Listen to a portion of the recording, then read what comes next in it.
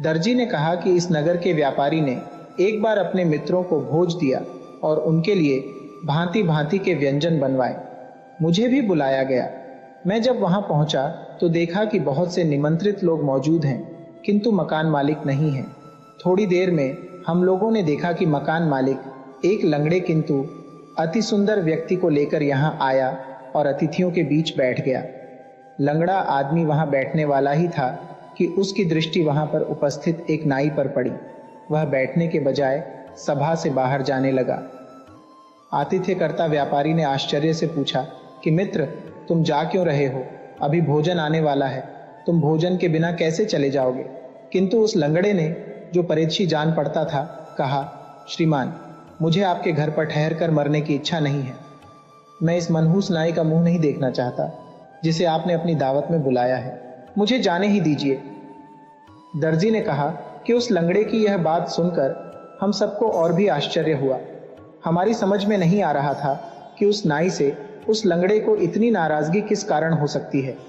हम लोग उत्सुकतावश उस लंगड़े के चारों ओर जमा हो गए और पूछने लगे कि क्या बात है। उस लंगड़े ने कहा, मित्रों, मैं इसी कमबख्त नाई के कारण लंगड़ा हुआ हूं और इसके कारण अन्य विपत्तियां भी झेली हैं। मैंने प्रण किया था कि न केवल इसका मुख न देखूंगा, बल्कि यह जहां रहेगा वहां रहूंगा भी नहीं। मैं बगदाद का रहने वाला हूं। मैंने बगदाद नगर इसीलिए छोड़ा कि यह वहां रहता था। अपने नगर को छोड़कर मैं यहाँ आया, लेकिन यह मेरी जान का दुश्मन यहाँ भी मौजूद है। इसीलिए अब मैं इस सभा या इस नगर में बिल्कुल नहीं ठहर सकता। मुझे आप लोग क्षमा करें। मुझे यह देश छोड़ना पड़ेगा, वरना यह दुष्ट न जाने मेरी क्या क्या दुर्गति करेगा। यह कहकर लंगड़ा अतिथि गृह स्वामी की अनुमति के बगैर ही सभा से बाहर जाने लगा। हम लोगों ने उसे दौड़कर रोका और दूसरे मकान में ले जाकर भोजन कराया। फिर गृह स्वामी ने कहा कि कृपा पूर्वक हमें यह बताएं कि इस नाई ने आपके साथ क्या दुष्टता की है। वह बड़ी मुश्किल से यह कहानी कहने को तैयार हुआ, लेकिन कहानी सुनाते समय नाई की ओर पीठ करके बैठ गया। नाई भी सिर झुकाए हुए चुपचाप सब कुछ सुनता रहा। लंगड़े ने अपना वृत्तांत इस प्रकार कहा।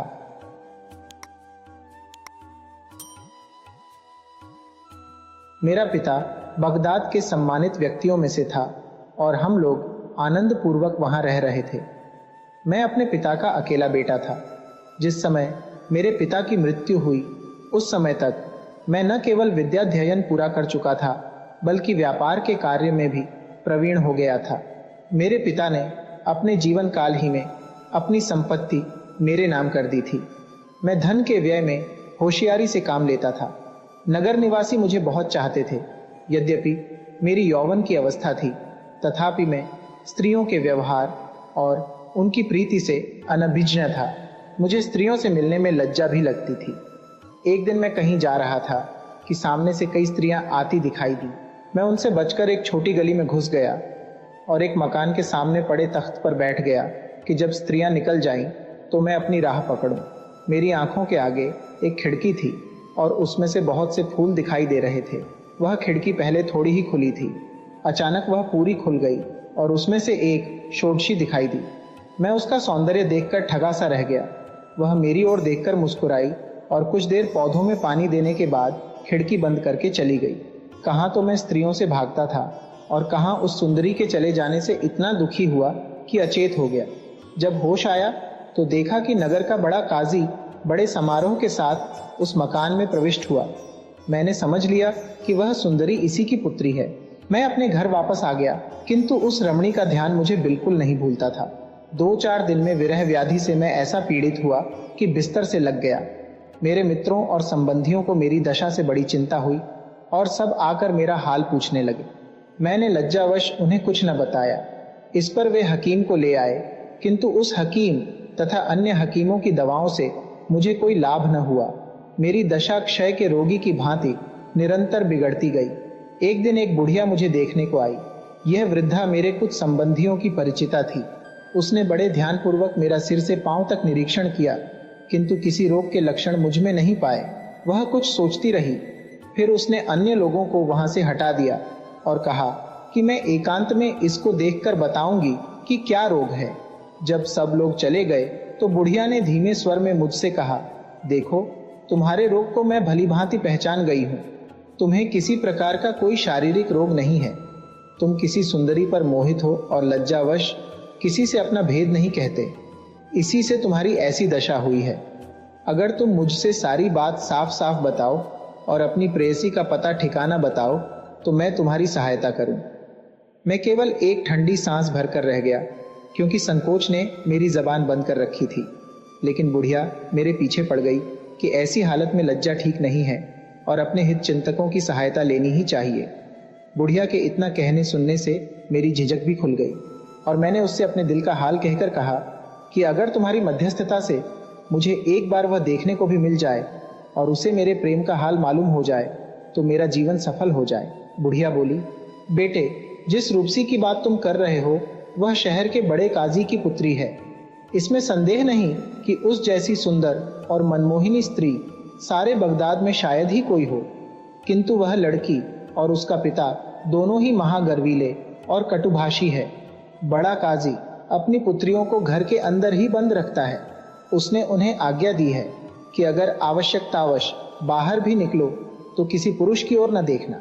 जब वे बाहर जाती हैं तो उनकी आंखों पर पट्टियां बांध दी जाती हैं और दासियां उनका हाथ पकड़कर गलियों में से निकलती है, जैसे अंधों को ले जाते हैं।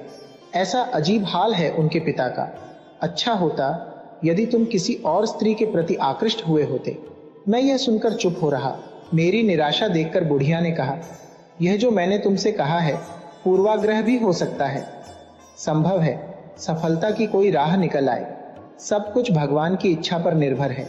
देखो, मैं जाकर अपनी सी कोशिश करती हूँ। यह कहकर बुढ़िया चली गई।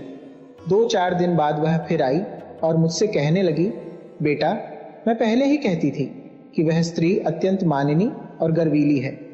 मैंने उसे बहुत समझाया बुझाया, किंतु इसका उस पर कुछ असर न हुआ। जब मैंने तुम्हारी बीमारी की बात की तो वह चुपचाप रही, किंतु जब मैंने तुमसे भेंट करने के लिए उससे कहा तो वह बिगड़ पड़ी और मुझसे कहा कि तुम बड़ी बदतमीज हो। अगर ऐसी बेशर्मी की बातें तुमसे सुनूंगी तो तुम्हें धक्के मारकर निकाल दूंगी। यह कहकर भी बुढ़िया ने मुझे धीरज दिया और कहा कि परेशान होने की जरूरत नहीं, मैं अपना प्रयत्न जारी रखूंगी। यह कहकर वह चली गई। उसके इतना दिलासा देने पर भी मेरी निराशा कम न हुई और मेरी शारीरिक दशा पहले से खराब होने लगी। बीच बीच में बुढ़िया आती और उससे बातें करके मुझे किंचित धैर्य होता। एक दिन जब वह आई तो मेरे पास कई रिश्तेदार स्त्रियां बैठी थीं। बुढ़िया ने मेरे कान में कहा कि मैं तुम्हारे लिए खुशखबरी लाई हूं।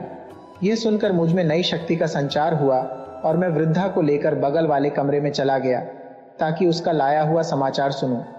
बुढ़िया ने कहा, कल सोमवार था। मैं उस सुंदरी के पास गई। वह प्रसन्न मुद्रा में थी और मैंने सोचा कि काम बन सकता है।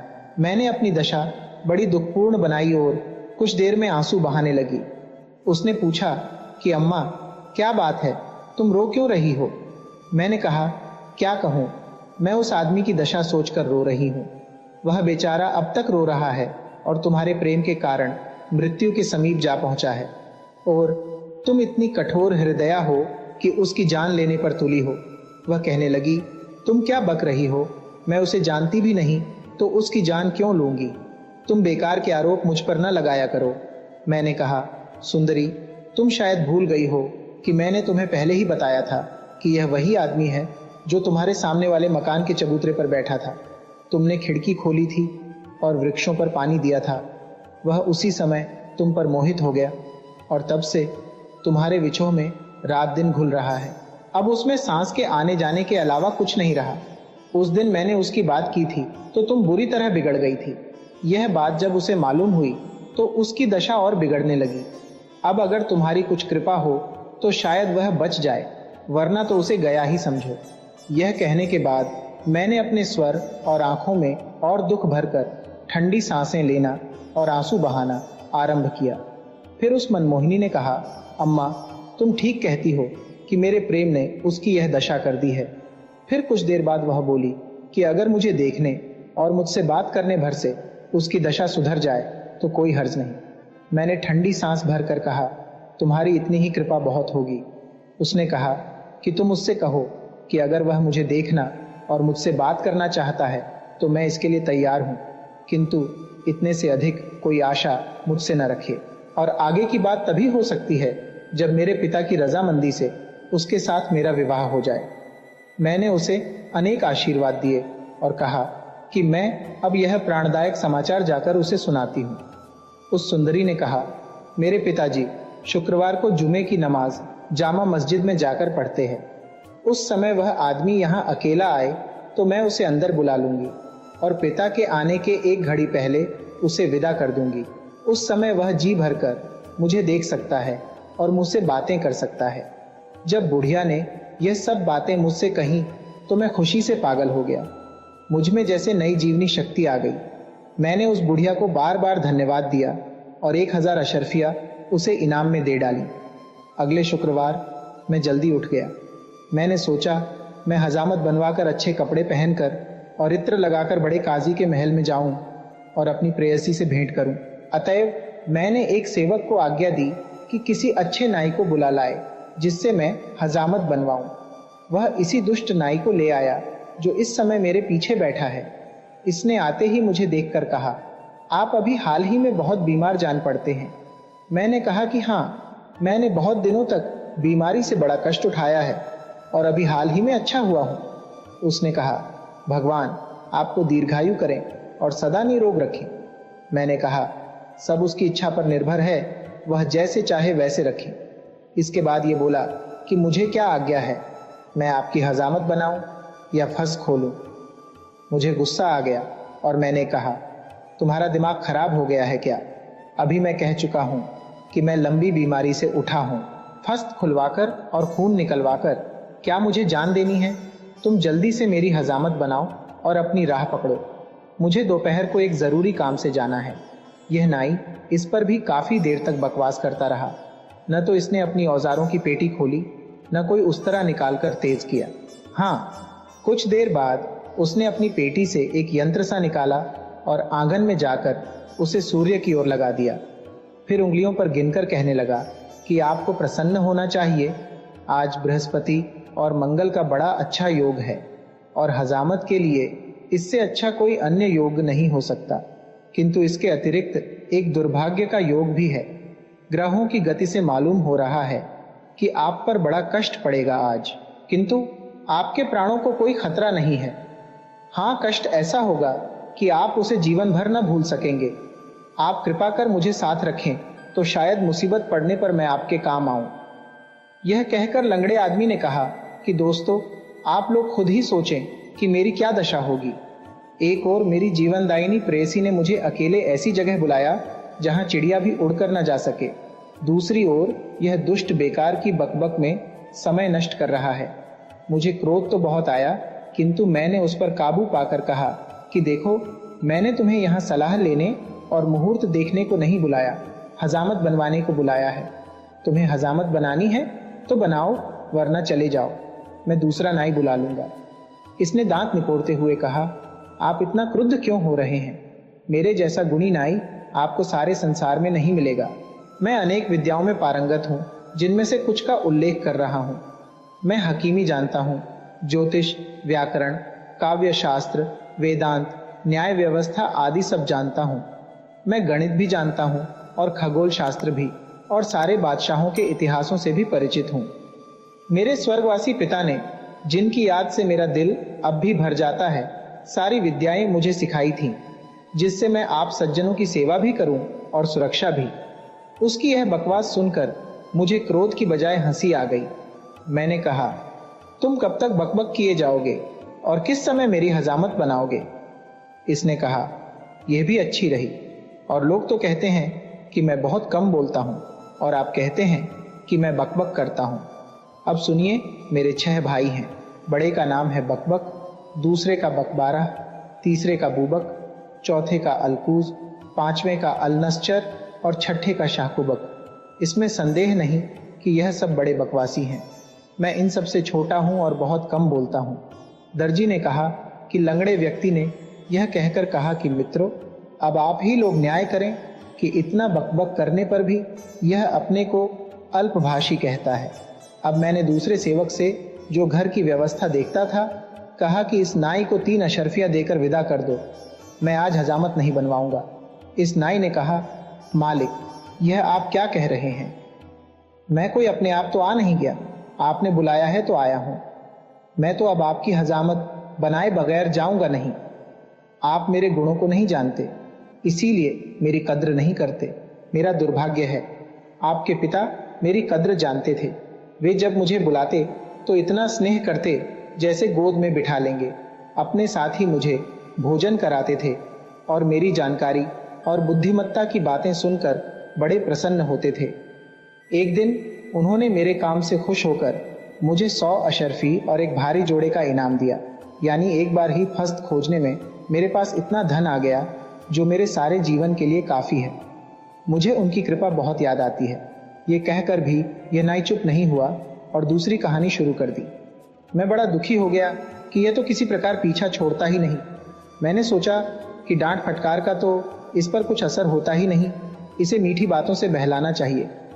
मैंने कहा, भाई, तुम बहुत अच्छी बातें करते हो, लेकिन इस समय चुप रहो।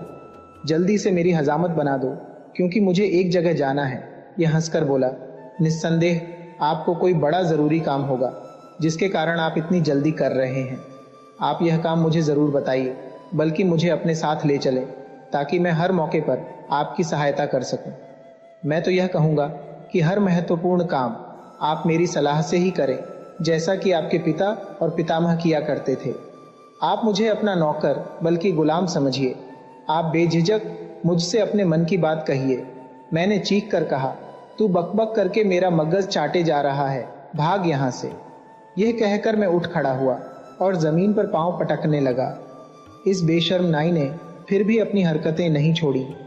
मुझे अति क्रुद्ध देखकर बोला कि आप नाराज ना हो, मैं अभी आपकी हजामत बनाए देता हूँ। यह कहकर इसने अपनी पेटी खोली और मेरी हजामत शुरू की। बहुत देर तक तो यह मेरे सिर पर पानी ही रगड़ता रहा। फिर थोड़ी जगह उस तरह चलाकर ठहर गया और कहने लगा कि आप न मेरे बुढ़ापे का ख्याल करते हैं, न मेरे गुणों की कद्र करते हैं। यह सब बातें अच्छी नहीं हैं। मैंने कहा, चुपचाप अपना काम करो, अधिक बोलने की आवश्यकता नहीं है। इसने कहा, ऐसा महत्वपूर्ण काम क्या आ पड़ा है जिसके लिए आपको इतनी जल्दी और घबराहट है? मैंने फिर बिगड़कर कहा, तू यहाँ हजामत बनाने आया है या दुनिया भर के झगड़ों में पड़ने? तुझे इससे क्या लेना देना कि मुझे क्या काम है? इस निर्लज्ज ने कहा, मेरे मालिक, आप चाहे जितना क्रोध करें, मैं तो यही कहूँगा कि मुझे डर है कि आप बगैर समझे बूझे जल्दी में काम करेंगे और आपकी हानि होगी। बुद्धिमानों का कहना है कि हर काम सोच समझ कर करना चाहिए। आप कृपा करके मुझे अपना काम जरूर बताइए। अभी तो दोपहर होने में 3 घड़ी बाकी हैं, ऐसी जल्दी भी क्या है? मैंने कहा, जो लोग वादे के पक्के होते हैं वे नियत समय से पहले ही निश्चित स्थान पर पहुंच जाते हैं। तुम फौरन हजामत बनाओ। इसने धीरे धीरे मेरा सिर मूंढना शुरू किया और आधा सिर मूंढकर खड़ा हो गया और सूर्य की ओर देखकर कहने लगा कि अभी हजामत पूरा करने की साइत नहीं आई। मैंने कहा, मुझे ज्योतिष पर विश्वास नहीं, तू जल्द हाथ चला। इसने कहा, अच्छा, आप कहते हैं तो बनाए देता हूँ, लेकिन डर है कि आप कहीं बीमार न पड़ जाए। ये कहकर इसने काम तो शुरू किया, लेकिन ये हाल कि एक बाल मूंढता था तो 10 बातें कहता था। मैंने इसे धोखा देने के लिए कहा कि मेरे मित्रों ने मेरे स्वास्थ्य लाभ की खुशी में भोज दिया है, मुझे उसमें जाना है। ये सुनकर ये उछल पड़ा और बोला, आपने अच्छी याद दिलाई। मैंने भी अपने मित्रों को भोजन पर बुलाया था, लेकिन मैं भूल गया और कुछ भी तैयारी नहीं की। मैंने कहा, भाई, तुम इसकी फिक्र न करो, मैं तुम्हें अपनी रसोई से पका पकाया खाना दिलवा दूंगा। पिताजी तुम्हारी बातों से खुश होकर इनाम देते थे, मैं तुम्हें उनसे बढ़कर इनाम दूंगा, मगर इस शर्त पर कि तुम चुप रहो। इसने कहा कि भगवान आपको प्रसन्न रखे, लेकिन न जाने आपका दिया हुआ सामान काफी होगा या नहीं। मैंने कहा कि 6 भुने हुए मुर्ग हैं, तरह तरह के मांस के पकवान तथा अन्य खाद्य सामग्री है। 70-80 आदमियों के लिए काफी भोजन होगा। मैंने नौकरों से कहा कि सारा पका खाना इस कमबख्त को दे दो और मदिरा की सुराहियां भी। इसने कहा कि कुछ फलों को देने की कृपा करें। मैंने कहा, इसे फल भी दे दो, लेकिन इसकी दुष्टता का अंत नहीं हुआ। इसने हजामत आदि ही छोड़कर हर चीज को परखना शुरू किया और काफी देर लगा दी। फिर मैंने डांटा तो आकर हजामत बनाने लगा, लेकिन कुछ ही देर में उस तरह को रखकर कहने लगा, आपके स्वर्गीय पिता ने मुझे कभी धनाभाव न होने दिया, लेकिन भगवान की कृपा से आप भी मेरे कद्रदान हैं और मुझे किसी चीज की कमी नहीं रहेगी। मैंने तो आपके पिता के अलावा किसी के आगे हाथ न फैलाया। मैं कोई ऐसा वैसा आदमी नहीं हूं। देखिए, एक आदमी जो नाइयों का दलाल था, बड़ा अच्छा नाचता गाता था, उसे हम लोग झिंझोटी कहते थे। एक आदमी था जिसका नाम शावल था। वह गलियों में घूम घूम कर भुने चने बेचता था। एक शातिर था जो बाकला और दूसरी तरकारियां बेचने का धंधा करता था। एक आदमी था आब उब कर वह गलियों में पानी छिड़कने का काम किया करता था। यह सब बड़े अच्छे आदमी थे और मेरी तरह कम बोलने वाले थे, जिसकी वजह से बड़े सफल रहे। और हाँ, एक कासिम भी था जो खलीफा के यहाँ प्यादागिरी करता था। अब मैं झिंझोटी भाई का एक मशहूर गीत आपको सुनाऊंगा और उसका नाच भी दिखाऊंगा। यह कहकर इसने उठकर नाचना गाना आरंभ कर दिया। मैंने इसे बहुत डांटा फटकारा, किंतु इसने पूरा गीत सुनाकर ही दम लिया। फिर कहने लगा, अब मैं अपने मित्रों को भोजन करा आऊं, फिर आकर आपकी हजामत बनाऊंगा। बल्कि आप भी ऐसा कीजिए कि अपने मित्रों की दावत छोड़िए और मेरे यहाँ चलकर मेरे मित्रों के साथ भोजन कीजिए। मुझे क्रोध तो बहुत था, किंतु मैं इस मूर्खता की बात पर हंस पड़ा और बोला कि किसी और दिन मैं तुम्हारे दिन भोजन के लिए आऊंगा। यह जिद करने लगा कि आज ही चलिए। मैंने डांट कर कहा कि आज मैं किसी प्रकार नहीं जा सकता। फिर यह कहने लगा कि मुझे ही अपने साथ ले चलिए। यह खाना मैं अपने घर ले जाकर अपने मित्रों को खिला दूं, फिर आकर आपके साथ आपके मित्रों की दावत में चलूंगा। आप क्या वहां अकेले जाते अच्छे लगेंगे? मैं अपने मन में बड़ा दुखी हुआ। मैंने दिल ही दिल में रोकर कहा कि हे भगवान, इस दुष्ट नाई से मेरा पीछा किस प्रकार छूटेगा। फिर मैंने इससे कहा, तुम तुरंत मेरी हजामत बनाकर अपने घर जाओ और अपने मित्रों को खिलाओ पिलाओ। मेरे मित्र अकेले मेरा ही इंतजार कर रहे हैं। वे किसी को मेरे साथ अतिथि नहीं बनाना चाहते। मैं तुम्हें ले गया तो शायद मुझे भी उस दावत में न बैठने दिया जाए। इसने कहा, आप भी खूब मजाक करते हैं। जब आपके मित्र हैं तो आपके साथ एक और आदमी के आने पर उन्हें क्या आपत्ति होगी? फिर मैं तो बड़ा सुभाषी हूं, मेरे जाने से आपके सभी मित्रों को बड़ी प्रसन्नता होगी। लंगड़े आदमी ने कहा कि मित्रों, इसकी ये बात सुनकर मैं बिल्कुल निराश हो गया कि आज का सारा मामला तो इसने चौपट कर दिया। यह भी सोचा कि इसको बिगड़ने से भी कोई लाभ नहीं। मैंने इसकी बात का कुछ उत्तर न दिया। इतने में जुमे की नमाज की पहली अजान हुई। मैं चुप हो रहा तो इसने भी अपना काम शुरू किया और थोड़ी ही देर में हजामत पूरी कर दी। फिर मैंने इससे प्रसन्नता पूर्वक कहा कि तुम मेरे नौकरों से खाने पीने का सामान उठवाकर अपने घर जाओ और अपने मित्रों को खिलाओ पिलाओ। फिर आ जाना तो मैं तुम्हें दावत में ले चलूंगा। ये किसी तरह मेरे घर से टला तो मैं जल्दी से नहाकर और नए कपड़े पहनकर दूसरी अजान की प्रतीक्षा करता रहा, ताकि मेरी प्रेमिका का पिता नमाज को चला जाए तो मैं वहां पहुंचूं। दूसरी अजान होते ही मैं घर से चला, किंतु यह दुष्ट वहीं गली में छुपा था और मेरे पीछे चुपचाप चलने लगा। जब मैं काजी के घर के सामने पहुंचा तो देखा कि यह अभागा भी पीछे चला आ रहा है। मैं बड़ा चिंतित हुआ, किंतु उस अवसर पर कुछ कहना सुनना भी उचित नहीं था। वहां जाकर देखा कि बड़े काजी के घर का मुख्य द्वार आधा खुला है। मुझे आता देखकर वह बुढ़िया जो वहां प्रतीक्षारत थी दौड़ी आई और मुझे मेरी प्रेमिका के पास ले गई। हम लोग प्रेम और मैत्री से बातचीत कर ही रहे थे कि बाहर कई मनुष्यों के बोलने की आवाज आई। मैं और मेरी प्रेमिका दोनों खिड़की के बाहर देखने लगे। सबसे पहले देखा कि काजी नमाज पढ़कर वापस आ रहा है। फिर इस नाई को भी देखा कि सामने वाले मकान के उसी तख्त पर बैठा है जहां मैं बैठा था। मुझे दोनों ही को देखकर डर लगा। मेरी प्रेयसी ने मुझे घबराया देखा तो तसल्ली दी और पहले से तय की हुई एक जगह दिखाई कि आवश्यकता पड़ने पर यहां छुप जाना। क्या बताऊं, उस दिन इस दुष्ट नाई के कारण मुझ पर ऐसी विपत्ति पड़ी जिसका वर्णन नहीं कर सकता। जिस समय काजी अपने घर पहुंचा, उसी समय एक अधीनस्थ कर्मचारी ने किसी नौकर को किसी बात पर मारा। वह नौकर बड़ी जोर से चिल्लाया।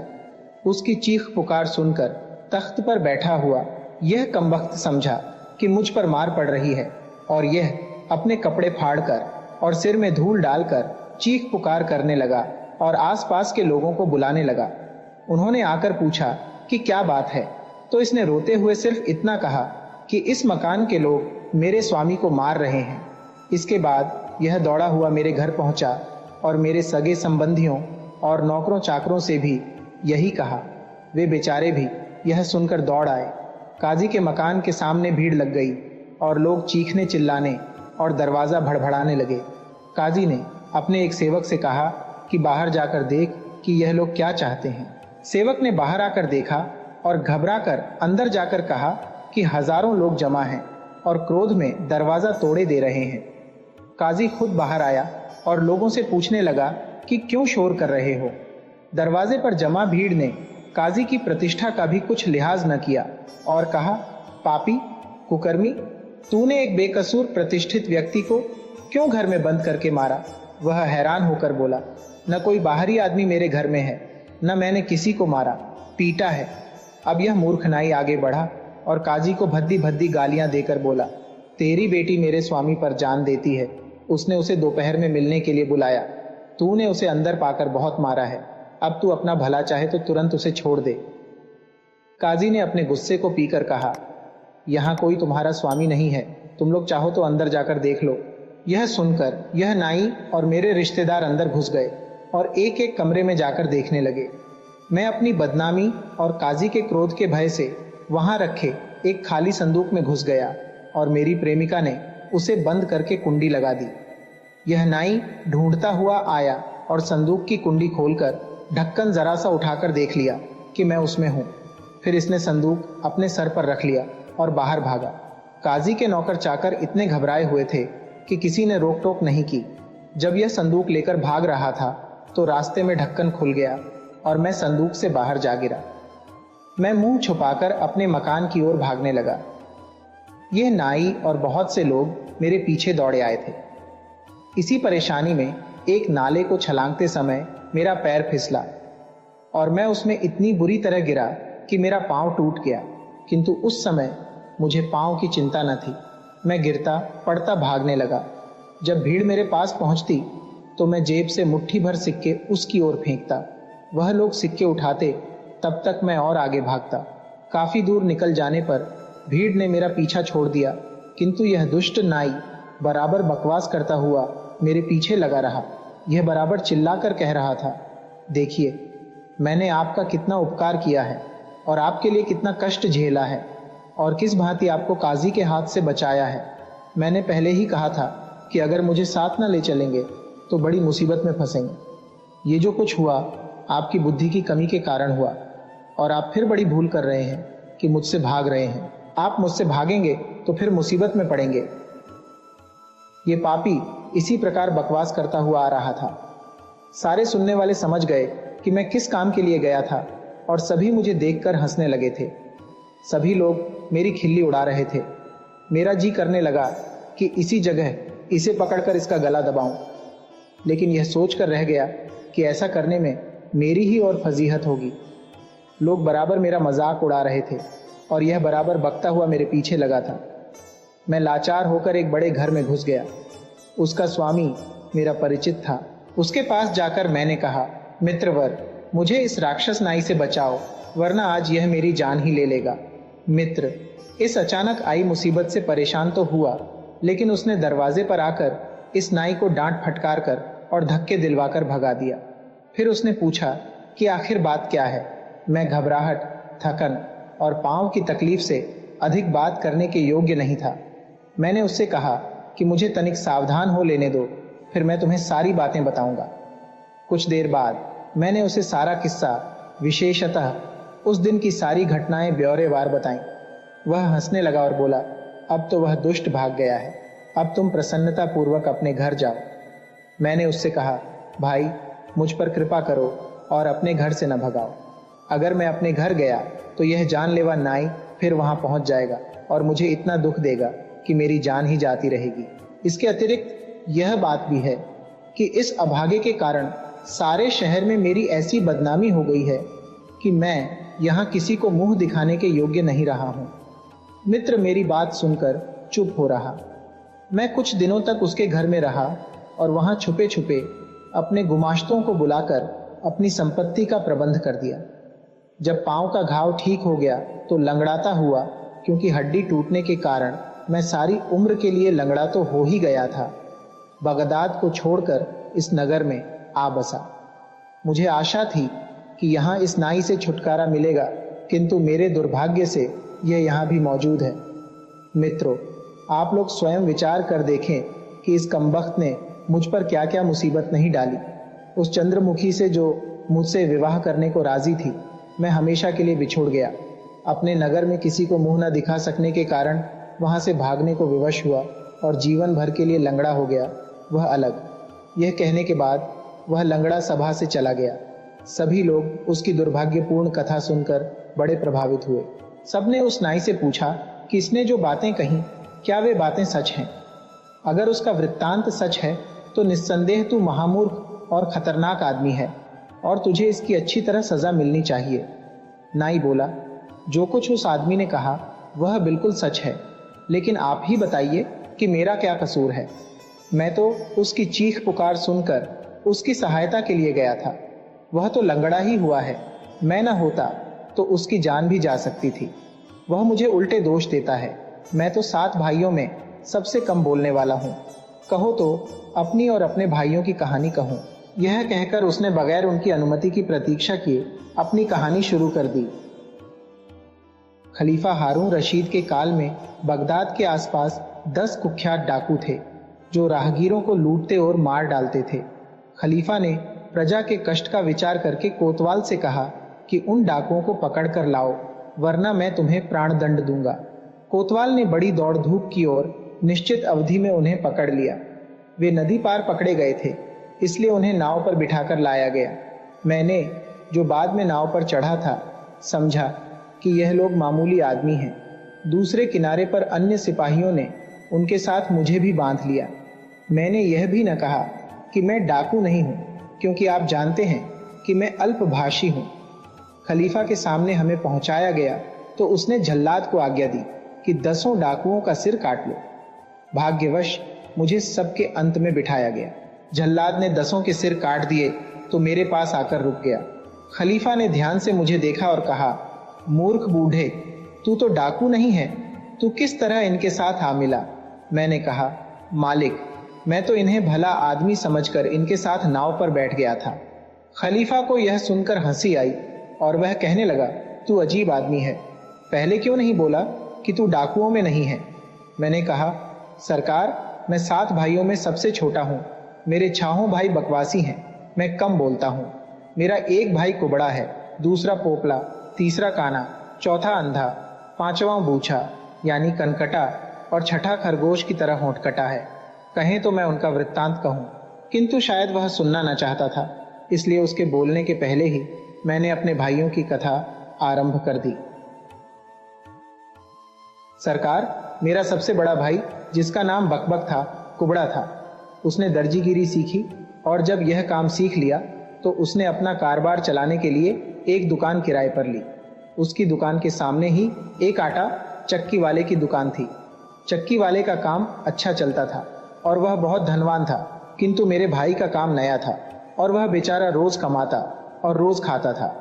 एक दिन मेरा भाई काम कर रहा था और सामने चक्की वाले के मकान की ऊपर की खिड़की खुली थी।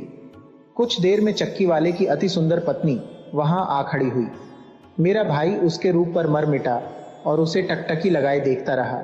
जब स्त्री की दृष्टि उस पर पड़ी तो उसने तुरंत ही खिड़की बंद कर ली, क्योंकि वह बड़ी पतिव्रता थी। दूसरे दिन वह खिड़की न खुली। तीसरे दिन उस स्त्री ने खिड़की खोली तो फिर मेरे भाई को अपनी ओर देखता पाया। वह समझ गई कि यह आदमी मुझ पर बुरी नजर रखता है। वह इस बात पर जल गई, किंतु उसने इसे दंड देना चाहा। वह इसकी ओर देखकर मुस्कुरा दी, यह भी हंस दिया। फिर वह शर्माकर चली गई। यह मूर्ख इससे समझा कि स्त्री मुझे चाहने लगी है। अब उस स्त्री ने अपनी योजना आरंभ की। उसने अपनी सेविका के हाथ कई गज बहुमूल्य कपड़ा दर्जी के पास भेजा कि मेरे लिए तुरंत ही अच्छा परिधान बना दे। मेरे भाई ने समझा कि यह वास्तव में मुझे चाहने लगी है, नहीं तो इतना मूल्यवान कपड़ा नए दर्जी के पास क्यों भेजती। उसने मेहनत से दिन भर लगकर शाम तक परिधान तैयार कर दिया। दूसरे दिन सेविका के आने पर उसने कहा कि अपनी स्वामिनी से कहना कि अपने सारे परिधान मुझी से सिलवाया करें। मैं बहुत शीघ्र और अत्यंत उत्तम सिलाई करता हूँ।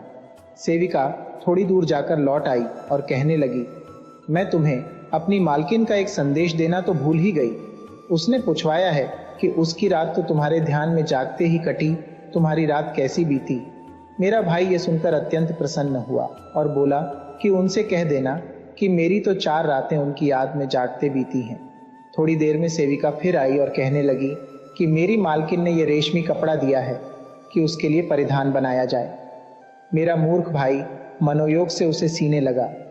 सेविका के जाने के थोड़ी देर बाद वह मनमोहिनी फिर खिड़की पर आ गई और तरह तरह के हाव भाव के साथ अपनी लंबी केशराशि, उन्नत यौवन और पतली कमर का प्रदर्शन करके चली गई। इस मूर्ख ने प्रेम के नशे में दिन भर लगकर वह कपड़ा भी सी दिया। शाम को सेविका आकर यह दूसरा वस्त्र भी ले गई।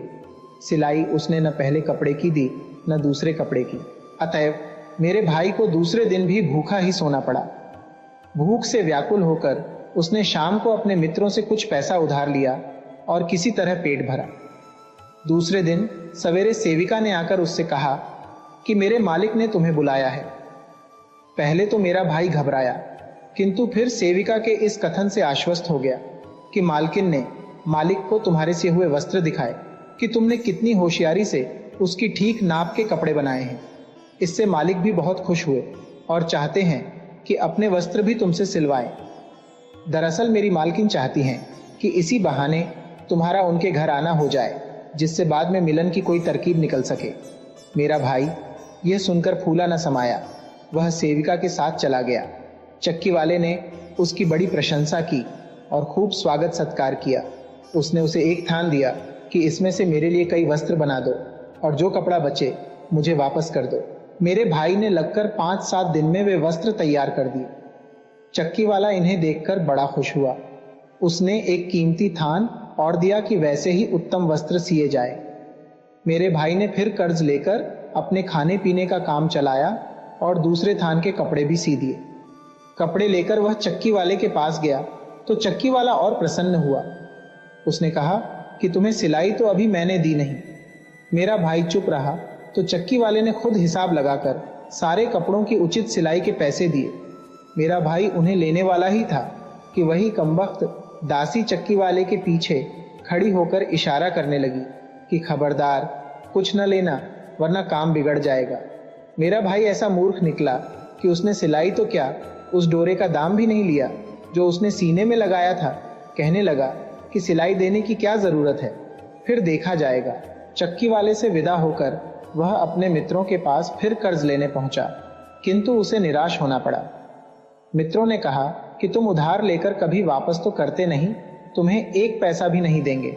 फिर वह मेरे पास आया कि कुछ पैसे दो, मैं कई दिन से भूखा हूं। मैंने उसे थोड़ा सा धन दिया क्योंकि मैं भी कौन अमीर था। इन पैसों से उसका कुछ दिन तक इस तरह काम चला कि रोज 2-1 सूखी रोटियां खा लेता था। एक दिन मेरा भाई फिर चक्की वाले के यहाँ गया। वह उस समय चक्की पर काम कर रहा था। उसने समझा कि यह सिलाई मांगने आया है। उसने जेब में हाथ डालकर कुछ सिक्के उसे देने के लिए निकाले।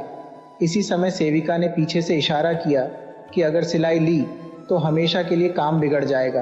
अतएव उस बेचारे ने उस दिन भी कुछ न लिया और कहा कि मैं सिलाई लेने नहीं आया था, यूं ही पड़ोसी होने के नाते तुम्हारी कुशल क्षेम पूछने के लिए आया था।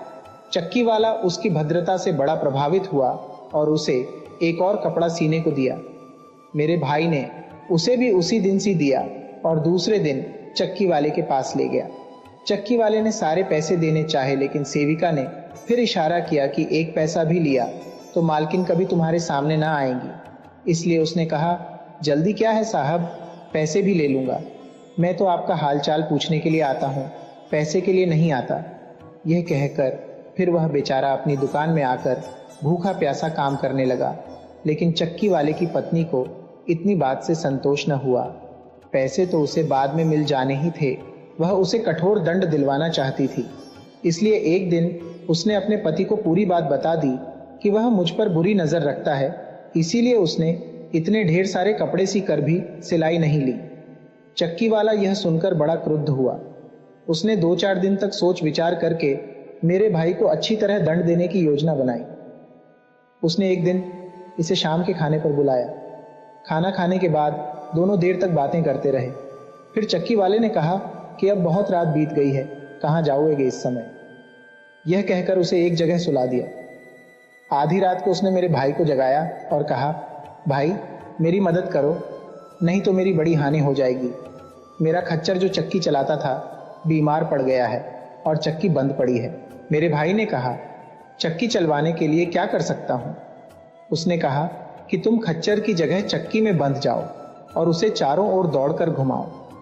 मेरे भाई को बड़ा आश्चर्य हुआ और वह आनाकानी करने लगा, किंतु चक्की वाले ने उसे चक्की से बांध ही दिया और कहा कि तेज दौड़ो। मेरे भाई ने चलना शुरू किया तो चक्की वाले ने उसे एक चाबुक मारा। इसने पूछा, ये क्या बात है? उसने कहा कि खच्चर को मैं इसी तरह तेज चलाया करता हूं, तुम भी तेज ना चलोगे तो सारा अनाज बगैर पिसा रह जाएगा। मेरा भाई बेचारा दौड़ने लगा, लेकिन 2-4 चक्कर लगाने के बाद बेदम होकर बैठ रहा। चक्की वाले ने 10 बार चाबुक उसे मारे और उसे खूब गालियां दी, जैसी वह खच्चर को दिया करता था। मेरे भाई की सुबह तक यही दशा रही। सुबह चक्की वाला उसे वैसा ही बंधा छोड़कर अपनी स्त्री के पास यह कहने को गया कि अपने प्रेमी की दशा देख लो। इसी बीच सेविका ने आकर उसे खोला और कहा कि मुझे और मालकिन को तुम पर दया आई है, इसीलिए मैंने तुम्हें छुड़ाया है। इसने कुछ उत्तर न दिया और गिरता पड़ता अपने घर आया। इस प्रकार उसके सिर से प्रेम का भूत उतरा। खलीफा ने कहा कि आज ईद है, इस नाई को इनाम देकर विदा करो। मैंने ये कहकर विदा ली कि सारे भाइयों की बातें सुनाकर ही इनाम लूंगा। दूसरे रोज खलीफा के सामने पहुंचकर मैंने कहा कि मेरा दूसरा भाई बकबारह पोपला है। एक दिन उससे एक बुढ़िया ने कहा, मैं तुम्हारे लाभ की एक बात कहती हूँ। एक बड़े घर की स्वामिनी तुमसे आकृष्ट है, मैं तुम्हें उसके घर ले जा सकती हूँ। उसकी कृपा हो गई तो तुम शीघ्र ही धनवान हो जाओगे। मेरे भाई ने उसका बड़ा एहसान माना और कुछ पैसे भी बुढ़िया को दिए। बुढ़िया ने कहा, लेकिन मैं एक चेतावनी तुम्हें देती हूँ। उस सुंदरी की उम्र कम है और उसका बचपन और खिलंदरापन अभी नहीं गया है। वह अपने मित्रों और उन सभी लोगों के साथ तरह तरह के तंग करने वाले मजाक करती है, इसी में उसे आनंद आता है। और अगर कोई उसके शारीरिक परिहासों का बुरा मानता है तो वह उससे हमेशा के लिए बिगड़ जाती है और कभी उसका मुंह नहीं देखती। इसलिए यह जरूरी है कि वह और उसकी सहेलियां और दासियां तुमसे कितनी ही छेड़छाड़ या खींचतान करें, तुम किसी बात का बुरा न मानना। मेरे भाई ने यह बात स्वीकार कर ली। फिर एक दिन वह बुढ़िया मेरे भाई को वहां ले गई। मेरे भाई बकबारह को उस भवन की विशालता और भव्यता को देखकर अति आश्चर्य हुआ। बुढ़िया के साथ होने से उसे किसी द्वारपाल ने नहीं रोका। बुढ़िया ने फिर ताकीद की कि वह सुंदरी या उसके साथ की स्त्रियां हंसी मजाक करें तो बुरा न मानना। महल बहुत ही शानदार था और निवास कक्षों के सामने एक मनोहर उद्यान था। बुढ़िया उसे एक दालान में बिठाकर अंदर गई कि उसके आने का समाचार गृहस्वामिनी को दे। कुछ देर में उसने कई स्त्रियों के आने की आवाज सुनी। वह चैतन्य होकर बैठ गया। बहुत सी स्त्रियों का समूह वहां आ गया। वे सब परिचारिकाएं लग रही थीं। बकबारह को देखकर वे सब हंसने लगी। उन सेविकाओं के बीच में एक अति सुंदर रमणी मूल्यवान वस्त्राभूषण पहने शालीनता पूर्वक आ रही थी। स्पष्टतः वह उनकी स्वामिनी थी। बकबारह इतने स्त्रियों को देखकर घबरा सा गया। उसने उसे झुककर सलाम किया। उस सुंदरी ने उसे बैठ जाने को कहा और मुस्कुराकर बोली, हम लोगों को तुम्हारे आगमन से बड़ी प्रसन्नता हुई है। अब तुम बताओ कि तुम क्या चाहते हो। मेरे भाई ने कहा कि मैं केवल यह चाहता हूं कि आपकी सेवा में रहूं। उसने कहा कि अच्छी बात है, मैं भी यही चाहती हूं कि हम लोग 4 घड़ी हंस बोल कर काटें। यह कहकर उसने अपनी दासियों को भोजन लाने की आज्ञा दी। दासियों ने भोजन परोसा और भोजन के लिए बकबारह को अपनी स्वामिनी के सम्मुख ही बिठाया। जब बकबारह ने खाने के लिए मुंह खोला तो उसने देखा कि इसके मुंह में एक भी दांत नहीं है। उसने अपनी सेविकाओं को इशारे से यह दिखाया और हंसने लगी। वे सब भी हंसी। मेरा भाई समझा कि मेरी संगत से यह प्रसन्न है, इसीलिए वह भी हंसने लगा। फिर उस सुंदरी ने अपनी दासियों को हट जाने का इशारा किया और अपने हाथ से कौर उठा उठाकर उसे खिलाना शुरू किया। खाने के बाद सुंदरी की परिचारिकाएं आईं और नाचने गाने लगी। मेरा भाई भी उन लोगों के साथ नाचने गाने लगा। केवल वह सुंदरी ही चुपचाप बैठी रही। नाच गाना समाप्त होने के बाद सब सेविकाएं बैठकर आराम करने लगी। मेरे भाई को उस सुंदरी ने एक गिलास भरकर शराब दी और एक गिलास खुद पी। मेरे भाई ने कृतज्ञतावश खड़े होकर पिया, क्योंकि स्वयं अपने हाथों से मदिरा देकर सुंदरी ने उसे सम्मानित किया था। सुंदरी ने उसे अपने पास बिठाया। वह सलाम करके बैठ गया। सुंदरी ने उसके गले में बांह डाल दी और उसके मुंह पर धीरे धीरे तमाचे मारने लगी। मेरा भाई स्वयं को संसार का सबसे भाग्यशाली मनुष्य समझ रहा था कि ऐसी सुंदर और धनवान स्त्री उसे इतना प्यार दे रही है, किंतु अचानक ही उस स्त्री ने उसे जोर जोर से तमाचे मारना शुरू कर दिया। अब वह बिगड़कर उस सुंदरी से दूर जा बैठा। बुढ़िया भी कुछ दूर पर मौजूद थी। वह इशारा करने लगी कि तुम नाराज होकर ठीक नहीं कर रहे हो। मैंने तुमसे क्या कहा था? मेरा मूर्ख भाई फिर उस सुंदरी के पास जाकर बैठ गया और कहने लगा कि आप यह न समझें कि मैं नाराज होकर आपसे दूर जा बैठा था। दरअसल दूसरी ही बात थी। उस सुंदरी ने उसका हाथ पकड़कर अपने पास बिठा लिया। सुंदरी ने प्रकट में तो उस पर बड़ी कृपा की, किंतु अपनी दासियों को इशारा कर दिया और वे उसे भांति भांति से दुखी करे लगी। उन्होंने मेरे भाई को बिल्कुल विदूषक बना डाला। कोई उसकी नाक पकड़कर खींचती, कोई उसके सिर पर धौले मारती। इसी बीच मौका पाकर मेरे भाई ने बुढ़िया से कहा कि तुम ठीक कहती थी, ऐसे विचित्र स्वभाव की स्त्री कहीं संसार में नहीं मिलेगी, और तुम भी देखो कि मैं इन लोगों को प्रसन्न करने के लिए कैसे कैसे दुख सह रहा हूं। उसने कहा कि अभी देखते जाओ क्या होता है। फिर उस सुंदरी ने मेरे भाई से कहा, तुम तो बड़े बिगड़ैल जान पड़ते हो। हम लोग जरा सा हंसी मजाक करते हैं तो तुम बुरा मान जाते हो। हम तो तुमसे खुश हैं और तुम पर मेहरबानियां करना चाहते हैं, और तुम्हारे मिजाज ही नहीं मिलते। मेरे भाई ने कहा, नहीं मेरी सरकार, ऐसी कोई बात नहीं है। मैं आपकी प्रसन्नता के लिए प्रस्तुत हूँ। जैसा चाहेंगी वैसा ही करूँगा। जब उस स्त्री ने देखा कि वह निपट मूर्ख उसके कहने में पूरी तरह आ गया और हर बात बर्दाश्त कर लेगा, तो उसके गले में बाहें डालकर कहने लगी कि अगर तुम वास्तव में हमें प्रसन्न करना चाहते हो तो हमारी तरह हो जाओ। मूर्ख बकबारह बिल्कुल न समझा कि उसका क्या तात्पर्य है। उस मदमाती नवयौवना ने अपनी सेविकाओं से कहा कि गुलाब जल और इत्र फुलेल लाओ, ताकि हम अपने मेहमान का आदर सत्कार करें। ये चीजें आने पर उसने अपने हाथ से मेरे भाई पर गुलाब जल छिड़का और उसके कपड़ों पर इत्र लगाया। वह यह सब देखकर फूला नहीं समाता था। फिर उस सुंदरी ने अपनी सेविकाओं को फिर राग रंग की आज्ञा दी और उन्होंने फिर नाचना गाना शुरू किया। फिर उसने दासियों से कहा कि इस आदमी को दूसरे कमरे में ले जाओ और जिस तरह मैं चाहती हूं इसे सजा संवार कर ले आओ। बकबारा यह सुनकर बुढ़िया के पास गया और पूछा कि यह लोग मेरे साथ क्या करेंगी। उसने कहा, यह सुंदरी तुम्हें स्त्री रूप में देखना चाहती है। अब यह परिचारिकाएं तुम्हारी भौहों को रंग कर सजाएंगी और तुम्हारी मूंछें मूड़कर तुम्हें स्त्रियों जैसे वस्त्र पहनाएंगी। बकबारा ने कहा, स्त्रियों के कपड़े मैं पहन लूंगा और भौहें भी रंगवा लूंगा, क्योंकि उन्हें पानी से धो सकता हूं, किंतु मूंछें नहीं मुड़वाऊंगा। इससे तो मेरी सूरत बड़ी अजीब लगेगी। बुढ़िया ने कहा, इस मामले में कोई बहस या कोई जिद न करना। यह सुंदरी तुम पर मोहित है। तुमसे जरा सा हंसी ठट्ठा करना चाहती है तो कर लेने दो, क्या हर्ज है। यह तुम्हें इतना धन देगी जिसकी तुम कल्पना भी नहीं कर सकते।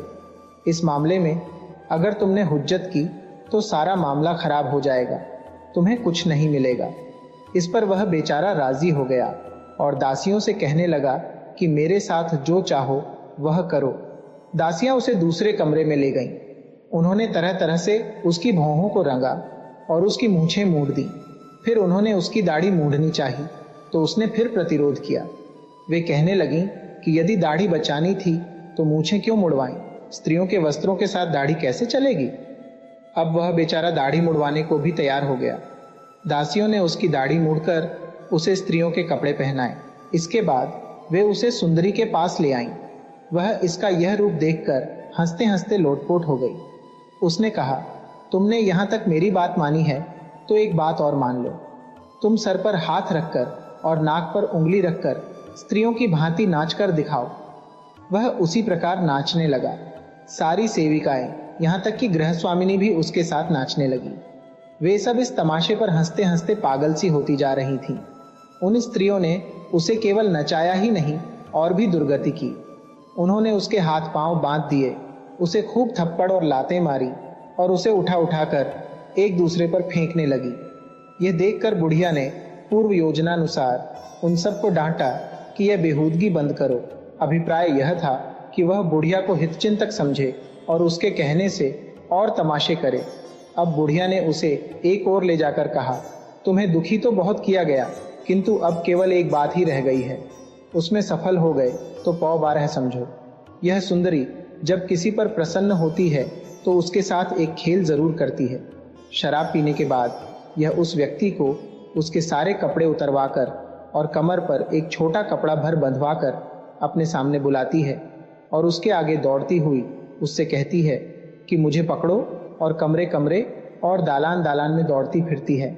जब वह थक कर खड़ी हो जाती है और वह व्यक्ति उसे पकड़ लेता है तो उसकी बाहों में चली जाती है। अतएव मेरे भाई ने एक लंगोट को छोड़कर सारे कपड़े उतार डाले और वह स्त्री उससे 20 कदम आगे भागने लगी। भागते भागते वह उसे एक बिल्कुल अंधेरे कमरे में ले गई। वह स्वयं तो न जाने कहां निकल गई। वह बेचारा अंधेरे में भटकता रहा। अंत में एक और प्रकाश देखकर वह उधर दौड़ा। वह पिछवाड़े का दरवाजा था। मेरा भाई वहां से ज्यों ही निकला कि वह द्वार बंद हो गया। पिछवाड़े की गली में चर्मकार रहते थे। उन्होंने एक दाढ़ी, मूछ मुड़ाए, भौहें रंगाए, लंगोट पहने आदमी को देखा तो उन्हें आश्चर्य हुआ और शरारत भी सूझी। उन्होंने हंसना और तालियां बजाना और छपतियाना शुरू किया। फिर वे एक गधा पकड़ लाए और उस पर उसे बिठा दिया और बाजार की तरफ ले जाने लगे। मेरे भाई के दुर्भाग्य से रास्ते में काजी का घर पड़ता था। काजी ने शोर सुनकर अपने नौकर से पूछवाया कि क्या बात है। नौकरों ने सब लोगों को काजी के सामने ला खड़ा किया। काजी के पूछने पर चर्मकारों ने कहा, सरकार, हमने इस आदमी को इसी दशा में उस गली में पाया जो मंत्री के महल के पिछवाड़े खुलती है। यह वहीं घूम रहा था। काजी ने मंत्री के महल का नाम सुनकर कहा, यह पागल और खतरनाक आदमी मालूम होता है।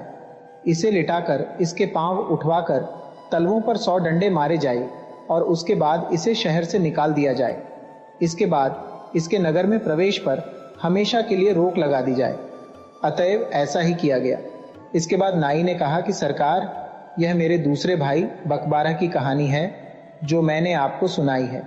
अब मैं आपको अपने तीसरे भाई की कहानी सुनाता हूं।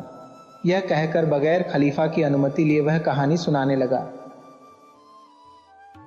नाई ने कहा, सरकार, मेरा तीसरा भाई बूबक था जो बिल्कुल अंधा था। वह बड़ा अभागा था। वह भिक्षा से जीवन निर्वाह करता था। उसका नियम था कि अकेला ही लाठी टेकता हुआ भीख मांगने जाता और किसी दानी का द्वार खटखटाकर चुपचाप खड़ा रहता। वह अपने मुंह से कुछ न कहता और दानी जो कुछ भी देता उसे लेकर आगे बढ़ जाता। इसी प्रकार एक दिन उसने एक दरवाजा खटखटाया। गृहस्वामी ने, जो घर में अकेला रहता था, आवाज दी कि कौन है। मेरा भाई अपने नियम के अनुसार कुछ नहीं बोला, लेकिन दोबारा दरवाजा खटखटाने लगा। गृहस्वामी ने फिर पुकारा कि कौन है। यह बगैर बोले फिर द्वार खटखटाने लगा। अब घर के मालिक ने दरवाजा खोला और पूछा कि तू क्या चाहता है। बूबक ने कहा कि मैं गरीब भिखमंगा हूं, भगवान के नाम पर कुछ भीख दो। गृहस्वामी ने कहा कि क्या तू अंधा है। उसने कहा कि हां। फिर गृहस्वामी ने कहा, हाथ बढ़ा। यह समझा कि कुछ भीख मिलेगी। उसने हाथ फैलाया तो घर का स्वामी उसे खींचकर ऊपर ले गया। फिर उसने बूबक से पूछा कि तू भीख लेता है तो कुछ देता भी है। उसने कहा, मैं आशीर्वाद ही दे सकता हूं, तुझे आशीर्वाद देता हूं। उस आदमी ने कहा कि मैं भी तुझे आशीर्वाद देता हूं कि तेरी आंखों की ज्योति लौट आए। बूबक ने उससे कहा, तू यह बात पहले ही कह देता, मुझे जीना चढ़ाकर क्यों लाया। उसने कहा, मैंने तुझे 2 बार आवाज दी थी, तू कुछ न बोला तो मुझे भी बेकार जीना उतरना चढ़ना पड़ा। बूबक बोला कि अच्छा, मुझे जीने से उतार तो दे। उसने कहा कि सामने ही तो जीना है, तू खुद उतर जा। मजबूर होकर बेचारा बूबक टटोल टटोल कर जीना उतरने लगा, लेकिन एक जगह उसका पांव फिसल गया और वह लुढ़कता हुआ नीचे आ रहा। उसके सिर और पीठ में बड़ी चोट आई, जिससे वह तिलमिला उठा। बेचारा बड़ी देर तक अपनी चोटों को सहलाता हुआ गृह स्वामी को गालियां देता और उसकी भर्त्सना करता रहा। फिर वह लाठी टेकता हुआ आगे भीख मांगने के लिए बढ़ गया। कुछ देर में उसे अपने दो साथी अंधे भिखारी मिले। उन्होंने पूछा कि तुम्हें आज भिक्षा में क्या मिला। बूबक ने सारा वृत्तांत कहा कि किस तरह एक घर का निवासी उसे पकड़कर ऊपर ले गया और वहां जाकर उसके साथ कैसा निष्ठुर परिहास किया और उसे हाथ पकड़कर उतारा भी नहीं। उसने यह भी बताया कि जीना उतरते समय पांव फिसलने से उसे कैसा कष्ट हुआ। फिर मेरे भाई ने उनसे कहा कि आज मुझे कुछ नहीं मिला है, लेकिन मेरे पास पहले के कुछ पैसे पड़े हैं, तुम जाकर उनसे कुछ भोजन सामग्री खरीद लाओ। जो मनुष्य बूबक को जीने से ऊपर चढ़ा ले गया था वह वास्तव में एक ठग था। वह चुपके से बूबक के पीछे आ रहा था। वे तीनों अंधे जब अपने निवास स्थान पर आए तो वह भी उनके पीछे पीछे चलकर उनके घर में आ घुसा। मेरे भाई ने फिर अपनी जेब से कुछ पैसे निकालकर एक अन्य अंधे से कहा कि बाजार से कुछ खाने को ले आओ, लेकिन पहले हम लोग अपना हिसाब किताब साफ कर लें। तुम लोग देखभाल कर दरवाजा अच्छी तरह बंद कर लो कि कोई बाहरी आदमी न देखे। ठग उनका व्यापार देखना चाहता था, इसलिए वह छुपने के लिए छत में बंधी हुई एक रस्सी पकड़कर ऊंचा लटक रहा। अंधों ने अपनी लाठियों से सारे घर को टटोला और फिर दरवाजा बंद कर लिया। ठग ऊंचा लटका था, इसलिए लाठियों की टटोल से बच गया। अब मेरे भाई ने कहा कि तुम लोगों ने मुझे ईमानदार समझकर अपने जो रुपए मेरे पास रखे थे उन्हें वापस ले लो। अब मैं उन्हें अपने पास नहीं रखूंगा। यह कहकर वह अपनी एक पुरानी गुदड़ी उठा लाया जिसके अंदर 42,000 चांदी के सिक्के सिले थे। उसके साथियों ने कहा कि इन्हें अपने पास ही रहने दो, हम न इन्हें लेंगे न गिनेंगे, क्योंकि तुम पर हमें पूरा विश्वास है। बूबक ने टटोल टटोल कर गुदड़ी की माल का अंदाजा लगाया और फिर गुदड़ी को यथास्थान रखाया। फिर बूबक ने जेब से पैसे निकालकर खाना लाने के लिए कहा। एक अंधे ने कहा, तुम पैसे रखो, बाजार से कुछ लाने की जरूरत नहीं है। मुझे आज एक अमीर आदमी के घर से बहुत सा खाना मिला है। कुछ तो मैंने खा लिया है, लेकिन अब भी बहुत कुछ बचा हुआ है। यह कहकर उसने अपनी झोली से बहुत सी रोटियां और पनीर तथा फल मेवे निकाले। तीनों अंधे भोजन करने लगे। ठग भी अपने को रोक न सका और मेरे भाई के दाहिनी तरफ बैठकर यह सुस्वादु वस्तुएं खाने लगा। ठग ने अपने को छुपाने का पूरा प्रयत्न किया था, किंतु उसके मुंह से खाना चबाने की ध्वनि सुनकर बूबक चौंका। उसने मन में सोचा कि महाविपत्ति आ गई। यहाँ कोई अन्य व्यक्ति है जो हमारे साथ खाना भी खा रहा है और जिसने गुड्डी का भेद जान लिया है। उसने एकदम से ठग का हाथ पकड़ लिया और चोर चोर चिल्लाता हुआ उसे घूंसे मारने लगा। अन्य दोनों अंधों ने भी ठग को चिल्ला चिल्लाकर मारना शुरू कर दिया। चोर भी जहां तक उससे हो सका उन अंधों की मार से बचता हुआ उन्हें मारने लगा। वह भी चिल्लाने लगा कि मुझे बचाओ, चोर मुझे मारे डालते हैं। आसपास के लोग चीख पुकार सुनकर दरवाजा तोड़कर अंदर घुस आए और पूछने लगे कि क्या बात है। मेरे भाई ने कहा कि मैं जिसे पकड़े हुए हूं वह चोर है, यह हमारी भीख से बचाए हुए रुपए चुराने आया है। ठग ने लोगों को देखकर आंखें बंद कर लीं और अंधेपन का अभिनय करने लगा और बोला, भाइयों, यह अंधा बिल्कुल झूठ बकता है। सच्ची बात यह है कि हम चारों अंधों ने भीख मांगकर यह रुपया जमा किया है। अब यह तीनों बेईमान मुझे मेरा हिस्सा नहीं देते। यह मुझे चोर बना रहे हैं और मुझे मार रहे हैं। भगवान के लिए मेरा न्याय करो और मुझे इनसे बचाओ। लोग इस मामले को उलझा हुआ देखकर सबको कोतवाल के पास ले गए। वहां अंधा बने हुए ठग ने कहा, मालिक, हम चारों ही दोषी हैं, लेकिन हम कसमें खाकर भी अपना दोष स्वीकार न करेंगे। अगर हम लोगों को एक एक करके मार पड़े तो हम अपराध कबूल कर लेंगे। आप पहले मुझसे आरंभ कीजिए। इस पर मेरे भाई ने कुछ कहना चाहा तो कोतवाल ने उसे डांट कर चुप कर दिया। ठग पर मार पड़ने लगी। 20-30 कोड़े खाने के बाद उसने एक एक करके अपनी दोनों आंखें खोल दी और चिल्ला चिल्ला कर कहने लगा, सरकार, हाथ रोक लीजिए, मैं सब कुछ बताऊंगा। कोतवाल ने पिटाई बंद करवा दी तो ठग बोला, सरकार, असली बात यह है कि मैं और मेरे यह तीनों साथी अंधे नहीं हैं। हम अंधे बने हुए हैं और भीख मांगने के बहाने लोगों के घरों में घुस जाते हैं और मौका देखकर चोरी कर लेते हैं। इस तरह से हमने 42,000 रुपया जमा किया है। आज मैंने इन लोगों से कहा कि मेरे हिस्से का 1/4 रुपया मुझे दे दो, तो इन लोगों ने भेद खुलने के भय से मुझे रुपया न दिया और मेरे जिद करने पर मुझसे मारपीट की। अगर आपको मेरी बात पर विश्वास न हो तो इन्हें भी मेरी तरह एक एक करके पिटवाइए, फिर देखिए यह लोग तुरंत अपना अपराध स्वीकार कर लेंगे। मेरे भाई और 2 अन्य अंधों ने भी चाहा कि अपनी बात कहें, किंतु उन्हें बोलने नहीं दिया गया। कोतवाल ने कहा कि तुम सब अपराधी हो। मेरे भाई ने बहुतेरा कहा कि यह ठग है और हम तीनों वास्तव में अंधे हैं, लेकिन कोतवाल ने उसका विश्वास न किया और तीनों पर मार पड़ने लगी।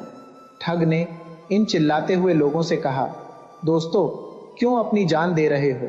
मेरी तरह तुम भी अपनी आंखें खोल दो और अपना अपराध स्वीकार कर लो। लेकिन वे बेचारे आंखों वाले होते तो आंखें खोलते, उसी तरह पिटते और चिल्लाते रहे। अब ठग ने कहा, सरकार, यह लोग बड़े पक्के हैं। अगर आप इन्हें पीटते पीटते मार डालेंगे तो भी यह अपना अपराध स्वीकार नहीं करेंगे। इन्होंने जितना अपराध किया है, इन्हें उससे अधिक दंड मिल चुका है। अब हम सभी को काजी के सामने पेश कर दिया जाए, वह ठीक फैसला करेगा। काजी के सामने उस ठग ने कहा, हम लोगों ने चोरी से वह धन एकत्र किया है। आज्ञा हो तो मैं उस राशि को आपके सामने पेश करूं। काजी ने अपना एक सेवक उसके साथ कर दिया। ठग उसके साथ जाकर मेरे भाई की गुदड़ी उठा लाया। काजी ने उस रकम का 1/4 भाग ठग को दे दिया, जिसे लेकर वह चला गया। शेष रकम उसने अपने पास रख ली और बाकी 3 लोगों को और पिटवाया और देश निकाला दे दिया। यह कहकर नाई ने खलीफा से कहा कि मुझे मालूम हुआ तो मैं ढूंढकर बूभक को गुप्त रूप से अपने घर लाया और कई गवाह लेकर काजी के सामने उसको निर्दोष सिद्ध किया। काजी ने ठग को बुलाकर उसका रुपया छीनकर उसे दंड दिया, किंतु रकम इन लोगों को न दी। खलीफा यह सुनकर बहुत हंसा। फिर नाई ने चौथे भाई की कहानी शुरू कर दी।